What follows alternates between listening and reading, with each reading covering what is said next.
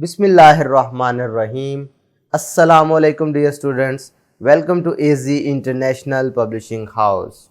Today we are going to study Mathematics Grade 2, Unit number 2, and Unit 2 is about number operations.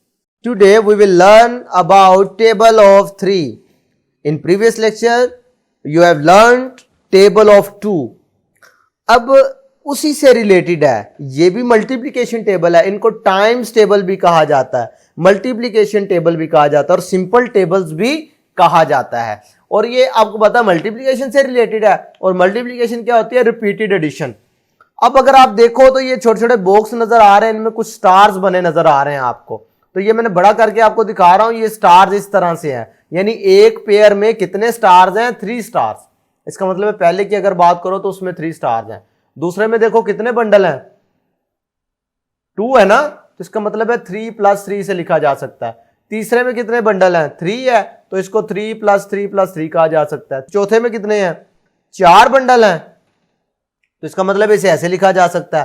पांचवें में कितने bundle हैं? 5 है, तो इसका मतलब है इसे ऐसे लिखा जा सकता है। बात समझ आ रही है? फिर नेक्स्ट वाले में देखो तो 6 बंडल्स हैं, तो 6 बंडल्स हैं 3 वाले, तो ये हमारे पास इसको लिखा जा सकेगा 6 × 3। बात समझ आ रहे हो? इसी तरीके से ये वाला देखो तो इसको क्या लिख सकेंगे? 3 + 3 + 3 + 3 + 3 + 3, यानी हर एक में 3-3 स्टार्स है ना, ये देखो।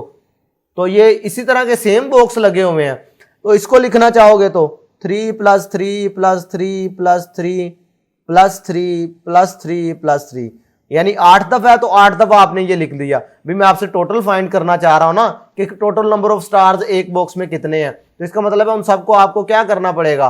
उन सबको आपको ऐड करना पड़ेगा। भाई जितने बॉक्सेस हैं उतनी दफा आपको 3 को ऐड करना पड़ेगा। इसी अमल को तो रिपीटेड एडिशन कहते हैं। लास्ट वाले में देखो तो ये 10 दफा है, तो इसका मतलब है आपको 10 दफा इस 3 को ऐड करना पड़ेगा। ठीक है, तो फिर आपको पता चलेगा टोटल नंबर ऑफ स्टार्स कितने बनते हैं। और ये बेटा क्या थी? Repeated addition. और रिपीटेड एडिशन को हमने क्या कहा हुआ है? रिपीटेड एडिशन को हमने मल्टीप्लिकेशन का नाम दिया हुआ है। क्लियर है मेरी बात? अब टाइम टेबल्स क्या हैं? टेबल्स इस काम को आसान बनाने के लिए, देखो ये 1 दफा है, तो इसका मतलब 1 × 3 लिखा, जो कि बराबर होता है 3 के। ये कितनी दफा है? 2 दफा, तो 2 × 3 लिखा हुआ है। ये कितनी दफा था?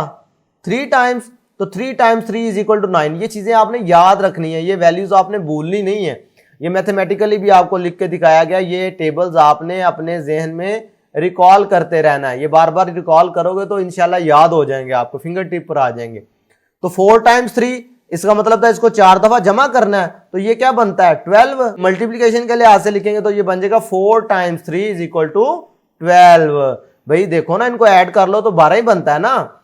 इसी तरीके से 5 × 3 करो तो आंसर 15, 6 × 3 करो तो आंसर 18, 7 × 3 करो तो आंसर 21। ये भी वही चीज है भाई, ये टाइम्स को ही शो कर रहा है, जिसे पढ़ते हैं 7 × 3, और ये = है, ये इक्वल्स, दोनों सेम वर्ड है। तो ये जो 21 है ये किसको बता रहा है? ये टोटल सम को बता रहा है। भाई ये इनको ऐड करो तो 21 आता है, इनको ऐड करो तो 24 आता है, इनको ऐड करो तो 27 आता है, इनको ऐड करो तो 30 आता है। तो इसको मल्टीप्लिकेशन के लिए हाथ से लिखना चाहो तो यूं लिख सकते हैं 9 × 3 27, 10 × 3 30। तो प्यारे बच्चों ये था टेबल ऑफ 3, जो कि आपकी हेल्प करेगा मल्टीप्लिकेशन के क्वेश्चंस को सॉल्व करने के लिए। इंशाल्लाह जब आप आगे एक्सरसाइज सॉल्व करेंगे तो आपको इस चीज का अंदाजा हो जाएगा। तो प्यारे बच्चों मैं आपको एज अ होमवर्क दे रहा हूं कि आपने इसको याद करना है, ज़हन नशीन करना है, बार बार इसको रीड करके। तो आज के लिए इतना ही, फिर मिलेंगे। अल्लाह हाफिज।